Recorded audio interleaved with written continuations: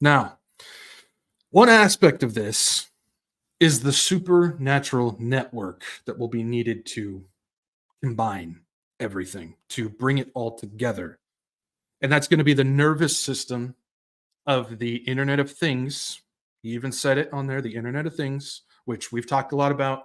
Simply put, it's all of your smart stuff, from your car to your building access to your smart appliances, coffee maker, TVs, refrigerators, to your smartphone, to your computers, to anything in between, anything that connects to the network that is communicating, sending stuff to and from, is part of this Internet of Things, including the cities too. We talked about smart cities and all that. That's part of this as well.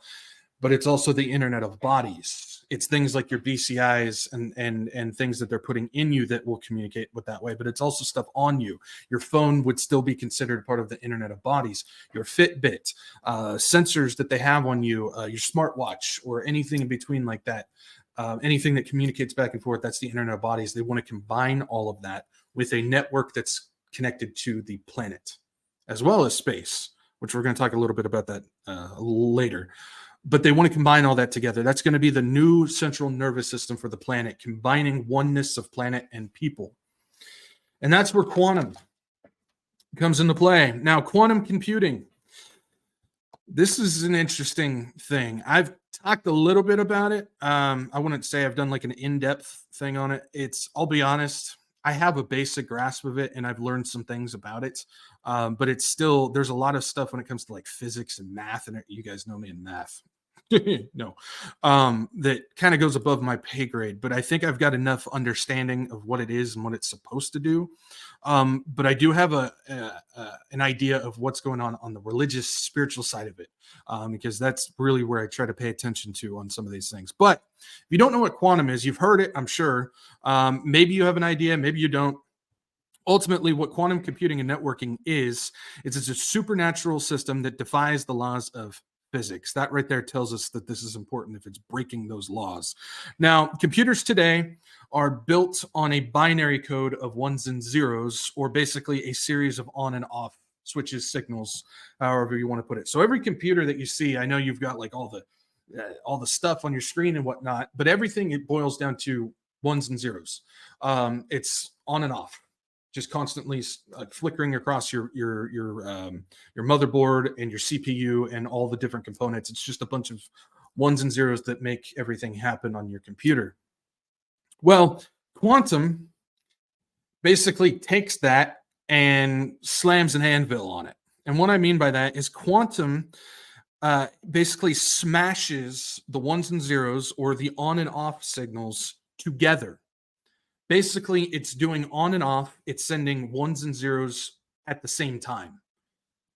That's not physically possible, but it does it. And so this is where we start seeing what this thing does, as far as, the supernatural side of things. And how it does it is by the name of qubits. That's what it is when you have ones and zeros smashed together, on and off, smashed together, doing them at the exact same time. They call it qubits. This type of computing, again, should not be possible. And that's why I think when you get into the supernatural side of things, this is the perfect fit for running this beast system that they're trying to get online. And coming with it is a thing called time crystals. Now, this thing, again, you might be looking at this going, is this something from like a movie or something? Like, seriously, man? No, this is real. They're working on time crystals. So Stanford physicists help create time crystals with quantum computing. A team of researchers, including ones from Stanford and Google, have created and observed a new phase of matter. So these things are a new phase of matter, and they're known as a time crystal. We'll get into what this is. Don't worry. Time crystals work around the laws of physics. They don't break the laws of physics. Now, that's an important thing to understand. It doesn't technically break the law or defy the law. It just kind of goes around it. I'll explain it. Don't worry. Time crystals work around the law of physics to offer a new era of quantum computing. Formed inside superfluid helium-3, the time crystals were observed for a record time of over 15 minutes. Okay, so if you don't know, quantum computers previously, I'll say previously, used to, in order for them to even function properly, they had to be run in like an almost zero negative or like zero level temperature. Well, with time crystals, that might not be necessary anymore. We'll get into it. I know there's a lot of stuff that I just threw at you that you're going like, what? I'm going to go through it. Hang with me. These time crystals basically unlock the time span of quantum itself. They used to just go through these things in order to get even just like a minute worth of time out of a quantum computing. Well, these time crystals are basically making it so it's just continuous power, and they're not having to restock power, refreeze anything, or do anything like that. This thing is basically unlocking the lifespan of quantum computing. Now, they say, again, this doesn't defy the laws of physics, but it manages to navigate it around them with the concept of entropy.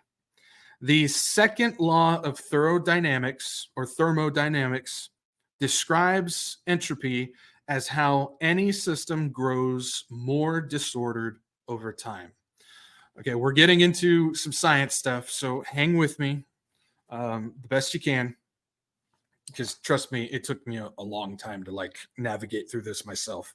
Again, I'm not a math or science guy, so so basically, the second law of thermodynamics is any system that runs in a circular pattern over time, doesn't matter if it's a short period of time or a long period of time, something is going to come off balance, and it's going to start causing chaos and disorder in some type of way, and it's going to make it fall apart.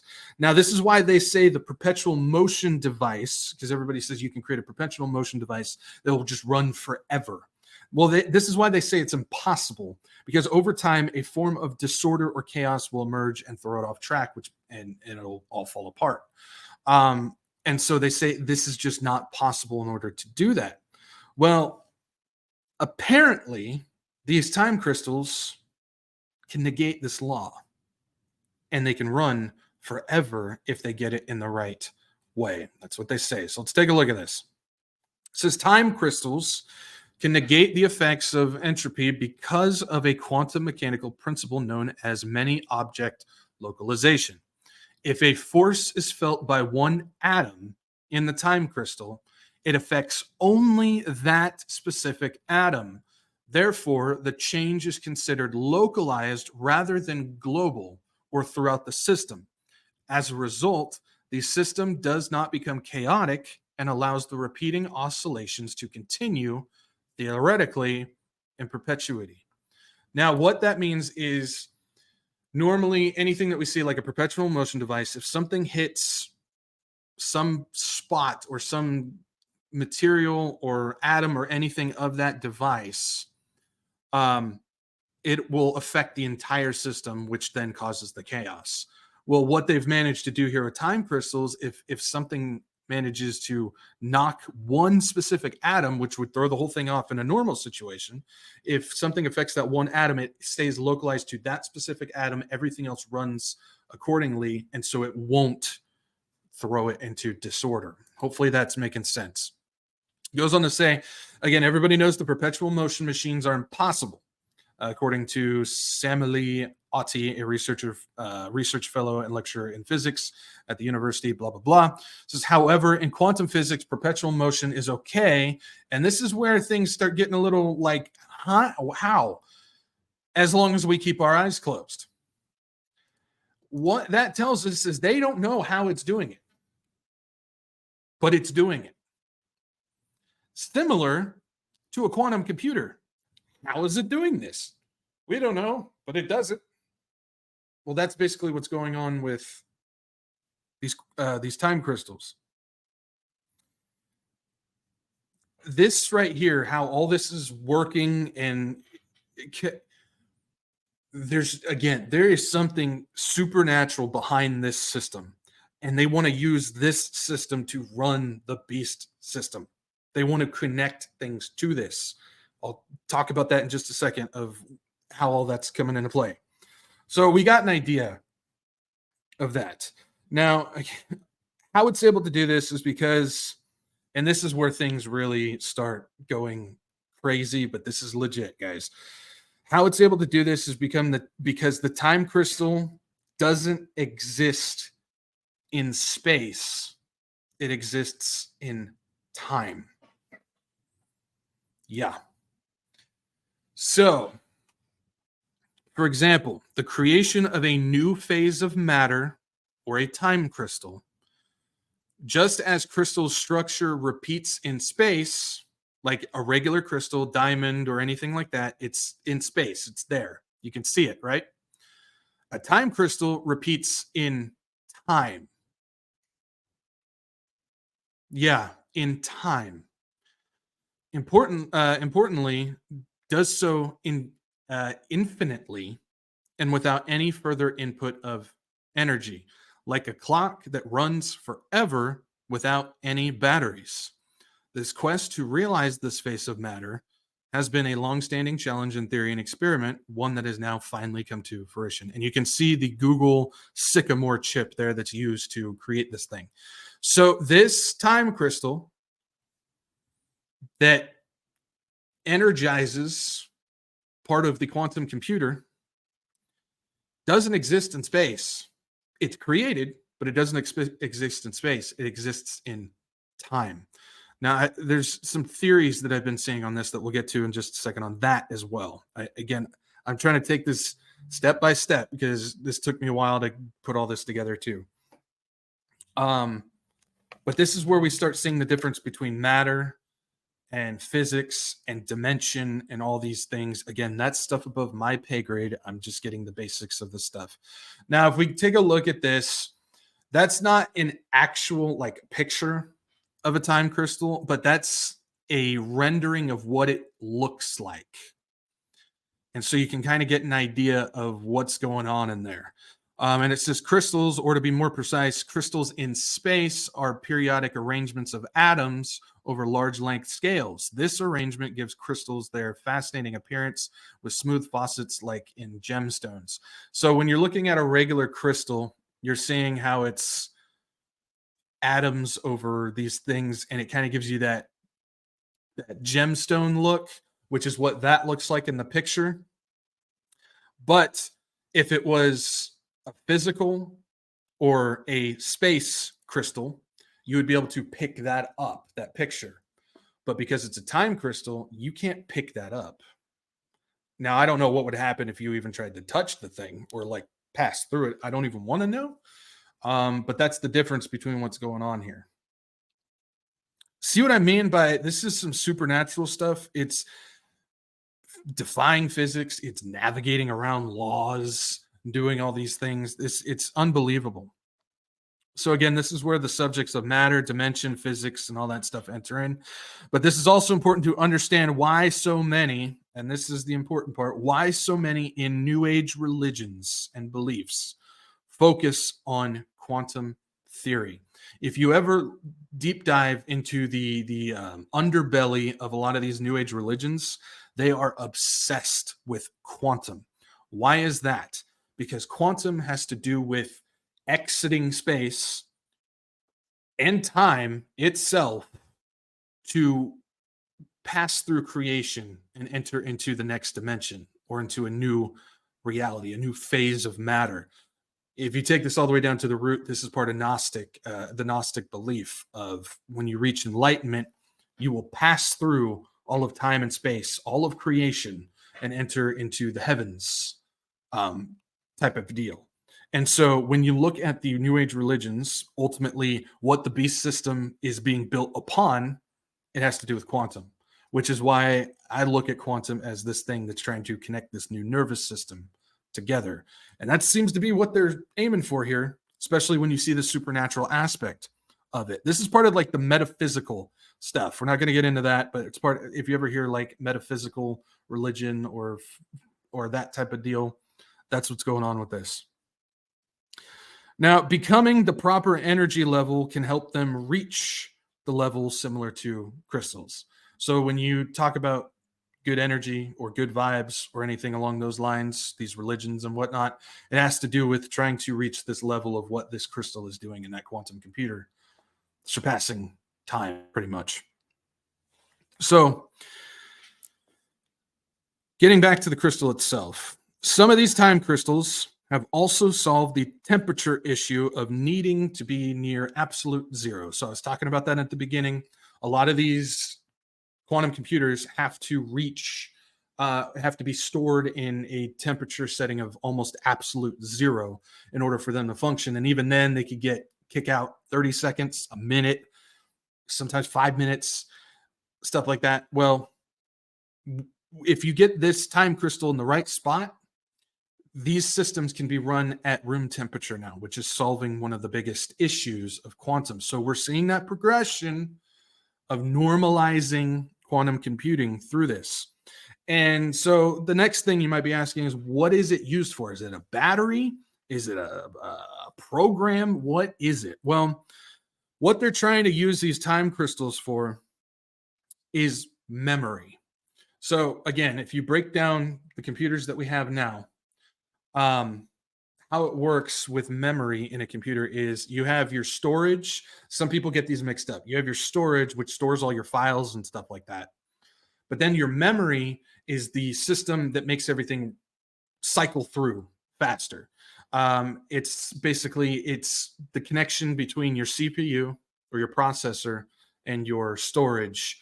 And the faster your memory is, the faster you can spit things to and from your processor on your computer, simply put. So this is like the memory of a quantum computer. And so quantum wants to use atoms and time itself to create memory within this computer. So you're talking about storing things in time itself. See what I mean? Okay, so as far as theories on this, because this is where, we got an idea of what it is, how it works, what they're trying to do with it. We got an idea. I'm not saying we're experts on it, not saying that, but we have an idea. There's been some theories that I've seen regarding how this works and what it's just how it works pretty much. So there are some theories regarding how exactly information could be sent, received, or even stored in these time crystals. Now, the main scientists won't give you anything on this. They'll give you the same mumbo jumbo that you'll find in all the articles and all the speeches and stuff like that. They won't give you anything on these theories. But some, theorists out there, computer guys, scientists out there who maybe aren't a part of these big things, they're kind of looking at this and they're kind of taking it from a spiritual aspect of what on earth is going on with this thing. So a couple of the theories that I've seen have to do with the fact that they believe that a time crystal could be creating a dark energy time hole, which can compress time itself to allow data to travel time itself. And so first thing you're wondering is, what on earth is a dark energy time hole? You guys know what a black hole is, where it kind of like starts sucking matter and stuff into it.